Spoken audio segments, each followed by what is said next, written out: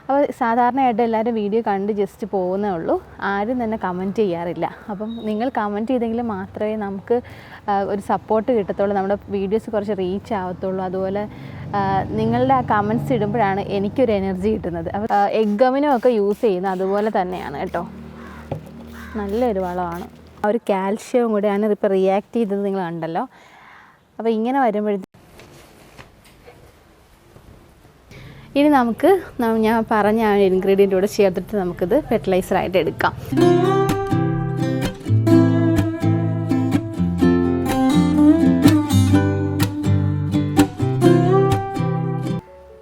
ഇന്ന് നമ്മളുടെ orchid growing സീരീസിൻ്റെ dendrobium സീരീസിൻ്റെ 16ാമത്തെ എപ്പിസോഡാണ് കേട്ടോ. അപ്പോൾ നമ്മളുടെ പ്ലാന്റ്സിൽ ഏറ്റവും ഫാസ്റ്റായിട്ട് നമുക്ക് റൂട്ടുകൾ, പുതിയ സെല്ലുകൾ രൂപപ്പെടാനായിട്ട് നമുക്ക് കാൽഷ്യം ആവശ്യമാണ് പ്ലാന്റ്സിന്. അപ്പോൾ നമുക്ക് നാച്ചുറലായിട്ട് നമ്മുടെ വീട്ടിൽ തന്നെ കിട്ടുന്ന ഐറ്റംസ് വെച്ചിട്ട് നല്ലൊരു കാൽഷ്യം സൊല്യൂഷൻ ഉണ്ടാക്കാനായിട്ടാണ് പോകുന്നത് കേട്ടോ. അപ്പോൾ ഈ കാൽഷ്യം സൊല്യൂഷൻസ് പ്ലാന്റ്സിൽ കൊടുത്താൽ നല്ല രീതിയിൽ പ്ലാന്റ്സിന് ഗ്രോത്തും ഫ്ലവറും കിട്ടും. അതുപോലെ ഒരുപാട് റൂട്ട് ഉണ്ടാവാനും ഈ ഇലകളൊക്കെ ഇങ്ങനെ വാടി കൊഴിഞ്ഞതുപോലെ ഇങ്ങനെ കിടക്കും. അതുപോലെ ചെറിയ ചുളിവുകളൊക്കെ നമ്മൾ ലീഫുകളിലും തണ്ടുകളിലൊക്കെ കാണാൻ പറ്റും.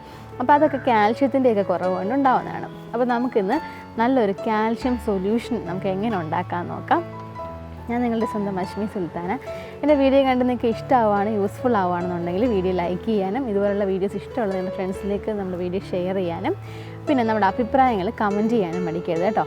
അപ്പോൾ സാധാരണയായിട്ട് എല്ലാവരും വീഡിയോ കണ്ട് ജസ്റ്റ് പോകുന്നേ ഉള്ളൂ, ആരും തന്നെ കമൻറ്റ് ചെയ്യാറില്ല. അപ്പം നിങ്ങൾ കമൻറ്റ് ചെയ്തെങ്കിൽ മാത്രമേ നമുക്ക് ഒരു സപ്പോർട്ട് കിട്ടത്തുള്ളൂ, നമ്മുടെ വീഡിയോസ് കുറച്ച് റീച്ച് ആവത്തുള്ളൂ. അതുപോലെ നിങ്ങളുടെ ആ കമൻറ്റ്സ് ഇടുമ്പോഴാണ് എനിക്കൊരു എനർജി കിട്ടുന്നത്. അപ്പോൾ നിങ്ങൾ കമൻറ്റ്സ് ഇട്ടില്ലെങ്കിൽ നമുക്ക് അടുത്തൊരു വീഡിയോ എടുക്കാനുള്ളൊരു എനർജി സത്യം പറഞ്ഞാൽ ഉണ്ടാവാറില്ല. അപ്പോൾ നിങ്ങൾ മാക്സിമം നമ്മളൊന്ന് സപ്പോർട്ട് ചെയ്യുക, എങ്കിലും മാത്രമേ എനിക്ക് അറിയാവുന്ന അല്ലെങ്കിൽ ഞാൻ പരീക്ഷിച്ച് വിജയിച്ച കാര്യങ്ങൾ നിങ്ങൾക്ക് കൂടി ഒന്ന് ഷെയർ ചെയ്യാൻ പറ്റത്തുള്ളൂ.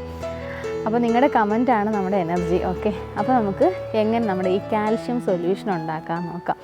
ഇതിനായിട്ട് ഞാൻ എടുക്കുന്നത് നമ്മുടെ മുട്ടയുടെ തോടാണ് കേട്ടോ. അപ്പോൾ മുട്ടത്തോട് നമ്മളിങ്ങനെ ഡെയിലി നമ്മൾ വീട്ടിൽ മുട്ട കറി വയ്ക്കാൻ എടുക്കുമല്ലോ. അപ്പോൾ ഈ പുഴുങ്ങിയ മുട്ടയുടെ തോടല്ലെന്നുണ്ടെങ്കിൽ മുട്ട നമ്മൾ ഉപയോഗിച്ചിട്ട് അതിൻ്റെ ആ ഷെല്ലെടുക്കുക, ഉപ്പിട്ടതായിരിക്കും ഇത്. അപ്പോൾ പുഴുങ്ങി എടുക്കുന്നതാണെങ്കിൽ ഉപ്പിട്ട് വേവിച്ചാവരുത്. അപ്പോൾ അല്ലാതുള്ള മുട്ട എടുക്കുകയെന്നുണ്ടെങ്കിൽ അങ്ങനെ തന്നെ അതായിരിക്കും നല്ലത്. അപ്പോൾ അതിൻ്റെ ആ ഒരു എഗ് വൈറ്റിൻ്റെ ആ ഒരു ഇതൊക്കെ നമ്മുടെ ആ ഷെല്ലിലൊക്കെ ഇരിക്കും. അതൊക്കെ നമ്മുടെ പ്ലാന്റ്സിന് വളരെ നല്ലതാണ്. എന്തായാലും നമ്മളിത് വേസ്റ്റാക്കി കളയുന്നൊരു സാധനമാണ്. അപ്പോൾ ഇത് ഏകദേശം നമുക്കൊരു 10 എഗ് ഷെല്ലാണ് വേണ്ടത്, 10 മുട്ടയുടെ ഷെല്ല് വേണം. അപ്പം ഇത് വെച്ചിട്ടാണ് നമ്മൾ ഈ സൊല്യൂഷൻ ഉണ്ടാക്കുന്നത്. സാധാരണയായിട്ട് നമ്മുടെ ഈ മുട്ടത്തോടൊക്കെ റോസയ്ക്കും പച്ചക്കറിക്കും ഒക്കെ എല്ലാവരും ഇടാറുണ്ട്. ഇപ്പോൾ നമ്മൾ ചെയ്യാൻ പോകുന്നത് ഒരു സൊല്യൂഷൻ എങ്ങനെ ഇതിൽ നിന്ന് ഉണ്ടാക്കുക എന്നുള്ളതാണ്. അത് പൊടിച്ചിട്ട് പല രീതിയിൽ ചെയ്യുന്നുണ്ട്. നമ്മൾ ഇന്നൊരു വേറൊരു വ്യത്യസ്തമായ രീതിയിലാണ് ചെയ്യുന്നത്.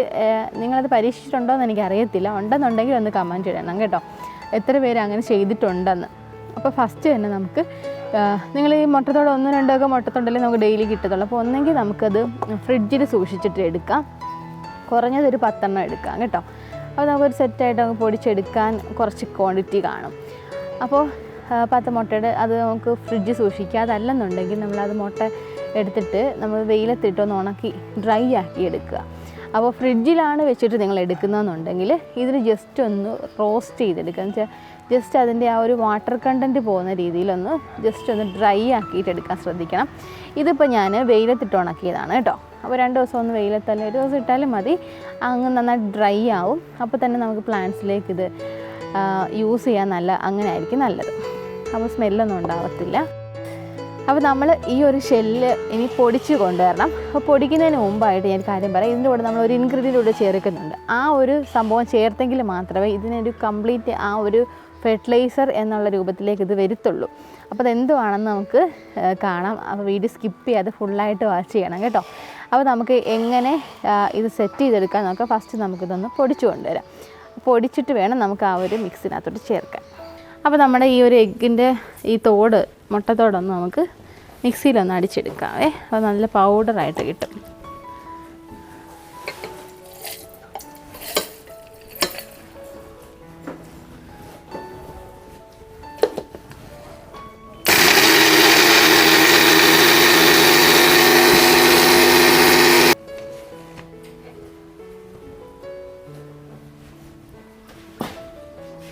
ഇതിങ്ങനെ ആ പൊടിഞ്ഞതുണ്ടല്ലോ, ഇങ്ങനെ നമ്മൾ തുറക്കുമ്പോൾ ഇങ്ങനെ പൗഡറായിട്ട് പോവേ. ഇത് പൊടിഞ്ഞ് കിട്ടത്തോളെ, ഇത്രയും മതി. ഇനി നമുക്കിതൊരു പാത്രത്തിലോട്ട് തട്ടിയിടാം.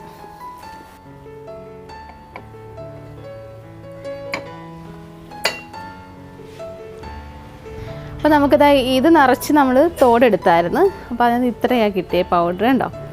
ഇനി നമുക്ക് ഞാൻ പറഞ്ഞ ആ ഇൻഗ്രീഡിയൻ്റ് കൂടെ ചേർത്തിട്ട് നമുക്കിത് ഫെർട്ടിലൈസറായിട്ട് എടുക്കാം. ഇനിയിപ്പോൾ ഇങ്ങനെ തന്നെ വേണമെങ്കിൽ നമുക്ക് പ്ലാന്റ്സിൻ്റെ ചുവട്ടി ഇട്ട് കൊടുക്കാം. അതല്ല, അത് നമ്മൾ ഓർക്കിഡ്സിലൊക്കെ കൊടുക്കുമ്പോൾ കുറച്ച് സൊല്യൂഷനായിട്ടല്ലേ കൊടുക്കേണ്ടത്. അപ്പോൾ അതിന് നമുക്ക് എന്താ ചെയ്യേണ്ടതെന്ന് നോക്കാം. അപ്പോൾ ഇത് നമ്മുടെ പാക്കിംഗ് റൂമാണ് കേട്ടോ. സ്ഥലം ആർക്കും പരിചയം കാണത്തില്ല ഈ ഒരു ഏരിയ. അപ്പം ഇവിടെ വെച്ചിട്ടാണ് നമ്മൾ പൊടിച്ചെടുത്തേക്കുന്നത്. ഇനി നമുക്കിതൊന്ന് കൊണ്ടുപോയിട്ട് റെഡിയാക്കാം. അപ്പോൾ നമ്മൾ ഈ പൊടിച്ച് വെച്ചിരിക്കുന്ന ഈ മുട്ടയുടെ പൗഡർ നമുക്കിതിനകത്തോട്ട് ഒന്ന് അളക്കാൻ വേണ്ടിയിട്ടാണ് ഇതിനകത്തോട്ട് ഇടുന്നത്. അപ്പോൾ ഇതിൻ്റെ തുല്യ അളവിൽ തന്നെ, ഭയങ്കരമായിട്ട് ഇതിൻ്റെ പൊടി ഇങ്ങനെ പറക്കും കേട്ടോ. അപ്പോൾ ഇതിൻ്റെ തുല്യ അളവിൽ തന്നെ നമ്മളുടെ ഞാൻ പറഞ്ഞ ആ ഒരു ഐറ്റവും കൂടി ചേർക്കണം. അതെന്താണെന്ന് വെച്ചാൽ കാണിച്ചു തരാവേ. അപ്പോൾ ഇത്ര എടുത്തല്ലോ.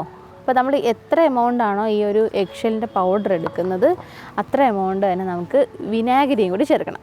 അപ്പോൾ വിനാഗിരി എന്ന് പറയുമ്പോൾ ഒരു ആസിഡാണല്ലോ, ഗ്രോത്ത് റെഗുലേറ്ററാണ് പ്ലാന്റ്സിന് നമുക്ക് കൊടുക്കാൻ പറ്റുന്നത്. പക്ഷേ നമുക്ക് ഡയറക്റ്റ് നന്നായിട്ട് നേർപ്പിച്ച് വേണം യൂസ് ചെയ്യാനായിട്ട്. അപ്പോൾ നമുക്ക് ഈ ഒരു എഗ്ഷെല്ലിൻ്റെ ഈ ഒരു ഫെർട്ടിലൈസർ ഉണ്ടാക്കുമ്പോൾ നമുക്ക് ഈ ഒരു വിനാഗിരിയോട് ചേർത്തുണ്ടാക്കിയാൽ ഡബിളായിട്ടുള്ള റിസൾട്ട് കിട്ടും. അപ്പോൾ അതിന് വേണ്ടിയിട്ടാണ് നമ്മൾ ഈ ഒരു വിനാഗിരിയും കൂടി ചേർക്കുന്നത്. അപ്പോൾ നമുക്ക് ഈ അളവുണ്ടല്ലോ, ഈ അളവിൽ വേണം നമുക്ക് എടുക്കാനായിട്ട്. ഫസ്റ്റ് നമുക്ക് ഈ പൗഡർ തിരിച്ചതിനകത്തോട്ട് തന്നെ ഇടാം. എന്നിട്ട് ഇതേ അളവിൽ തന്നെ വിനാഗിരിയും കൂടി എടുക്കാം. അപ്പോൾ വിനാഗിരി ഒരു ആസിഡാണല്ലോ. അപ്പോൾ ഇതിൻ്റെ ആസിഡ് പ്രോപ്പർട്ടി നമ്മളുടെ ഈ ഒരു എഗ്ഷെല്ലിൽ അടങ്ങിയിരിക്കുന്ന കാൽഷ്യം നിർവീര്യമാക്കും. അപ്പോൾ ഇത് രണ്ടും കൂടി മിക്സ് ആകുമ്പോഴാണ് ആ ഒരു പ്രക്രിയ സംഭവിക്കുന്നത്. നമുക്കതൊന്ന് കാണാവേ. നമ്മൾ നേരത്തെ ആ ഒരു എടുത്തൊരളവുണ്ടല്ലോ, അത്രയും നമുക്ക് വിനാഗിരി എടുക്കാം. ഓക്കെ, ഇനി ഇത് നമ്മളുടെ പൗഡറിലോട്ട് ഒഴിക്കുകയാണ്.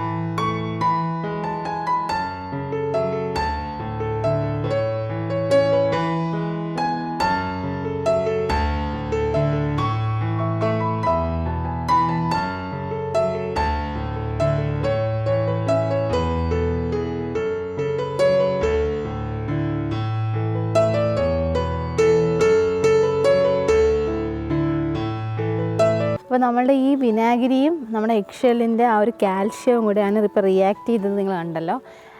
അപ്പോൾ ഇങ്ങനെ വരുമ്പോഴത്തേക്കും ഇതിലുള്ള ഈ അസറ്റിക് ആസിഡിൻ്റെ ആ ഒരു കണ്ടൻറ്റിൻ്റെ ആ ഒരു വീര്യം കുറയും കേട്ടോ. ഇങ്ങനെ ഈ കാൽഷ്യമായിട്ട് ചേരുമ്പോൾ നമുക്കൊന്ന് നന്നായിട്ടൊന്ന് മിക്സ് ചെയ്തെടുക്കാം.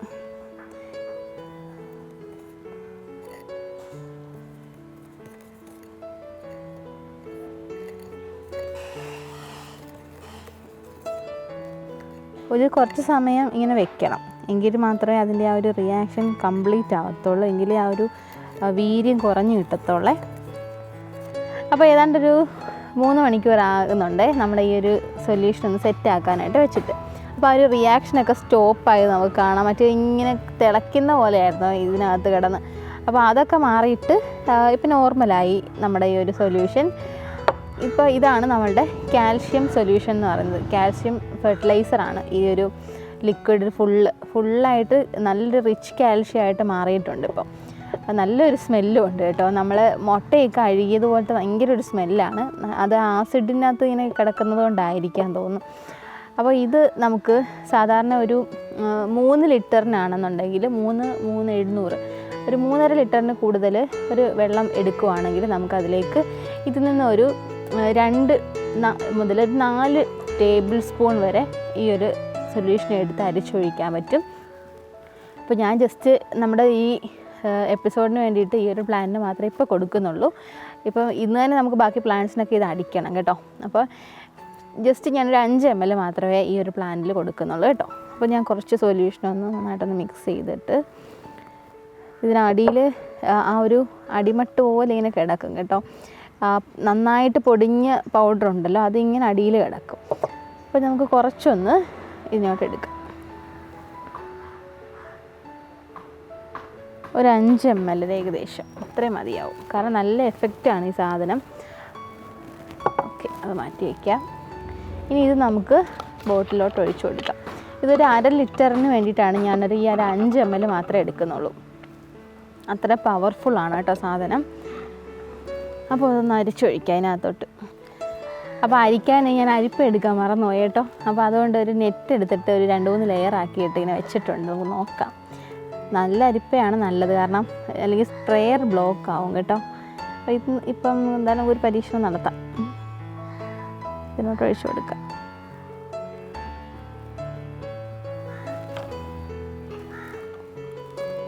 ഓക്കെ, കറക്റ്റായിട്ട് വീണിട്ടുണ്ട് കേട്ടോ.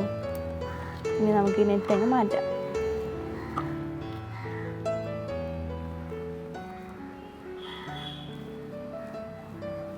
ഓക്കെ, ഇനി നമുക്ക് ഇതിനകത്തോട്ട് വെള്ളം കൂടി ഒഴിക്കാം. കണ്ടല്ലോ നമ്മുടെ സൊല്യൂഷൻ.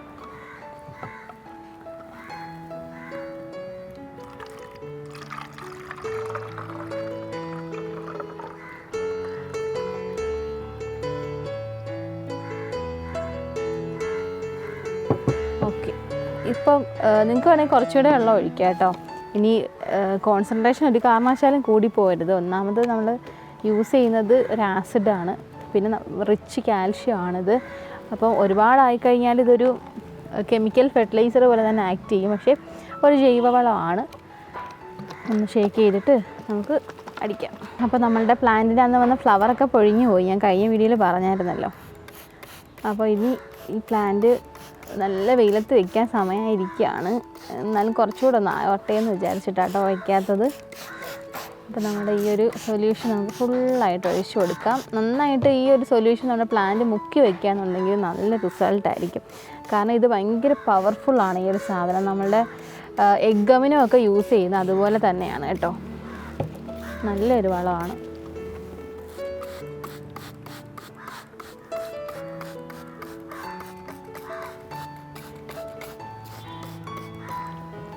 ഓക്കെ, അപ്പോൾ നമ്മുടെ പ്ലാന്റ് ഫുള്ളായിട്ട് ഒഴിച്ചിട്ടുണ്ട്.